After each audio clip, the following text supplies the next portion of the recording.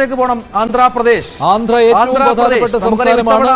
വലിയ പോരാട്ടം നടന്ന ഫലം പ്രവചനാതീതമായ ഒരു സംസ്ഥാനമായിരുന്നു ആന്ധ്രാപ്രദേശ് എന്നുള്ളതാണ്. 25 സീറ്റുകൾ ഉള്ളതിൽ 19 മുതൽ 22 സീറ്റുകൾ വരെ, മറ്റുള്ളവർ 5 മുതൽ 8 വരെ ഏതാണ്ട് തൂത്തുവാരും അല്ലെ. എൻഡിഎ വലിയ സീറ്റെണ്ണം 25 കാരണം അവിടെ ആന്ധ്രയിൽ അങ്ങനെ ഇന്ത്യ സഖ്യത്തിന് വലിയ അത്ര വേരോട്ടമില്ല.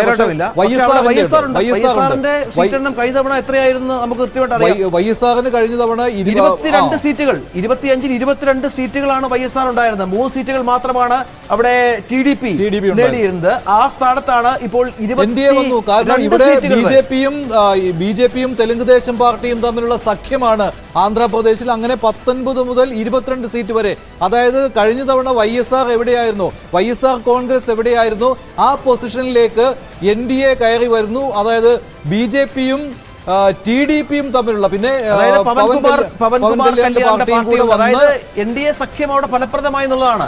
ചന്ദ്രബാബു നായിഡുവിനൊപ്പം പവൻ കുമാറിനൊപ്പം ചേർന്ന ബി ജെ പിയുടെ പോരാട്ടം അവിടെ ഫലം കാണുന്നു. ഇന്ത്യ സഖ്യത്തിന് യാതൊരു പ്രതീക്ഷയുമില്ലാത്ത ആന്ധ്രാപ്രദേശിൽ ടി ഡി പിയെ കൂട്ടുപിടിച്ചുകൊണ്ട് ബി ജെ പി അങ്ങനെ എൻ ഡി എ മുന്നണിയായിട്ട് വളർന്നു വരുന്നു എന്നതിന്റെ പ്രത്യക്ഷമായ ഉദാഹരണമാണ് എക്സിറ്റ് പോളിൽ പറയുന്നത്. മറ്റൊരു പ്രധാനപ്പെട്ട കാര്യം, അവിടെ സംസ്ഥാന തെരഞ്ഞെടുപ്പ് കൂടി നടക്കുന്നുണ്ട്. നിയമസഭാ തെരഞ്ഞെടുപ്പ് കൂടി ചേർത്ത് വായിക്കണം. ഒരുപക്ഷെ ആ മുന്നേറ്റം ഇവിടെ സംഭവിക്കുന്ന കാത്തിത് കാണണം. ശ്രീ റോണി, കഴിഞ്ഞ തവണ 22 വൈഎസ്ആർ കോൺഗ്രസ് നേടിയത് തെലങ്കാനയിലേക്ക് കൂടി പോയിട്ട് നമുക്ക് അതിഥികളിലേക്ക്